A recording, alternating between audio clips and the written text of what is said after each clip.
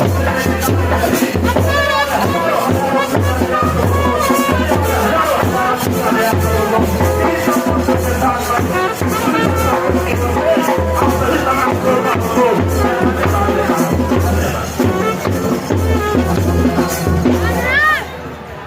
सभी की अहम भूमिका रही है इस कार्यक्रम में।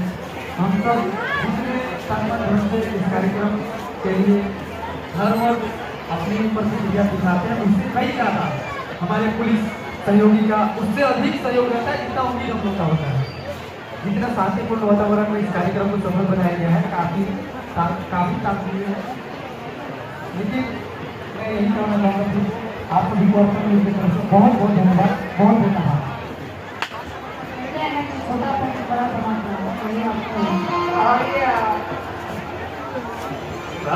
और मैं प्रशासन महोदय के लिए 2 लाइन कहना चाहूंगी।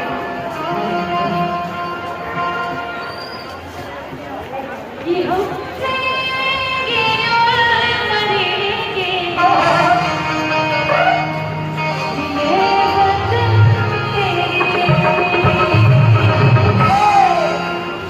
एक लाइन सभी बल्कि इतने कष्ट से डरते हैं लोग।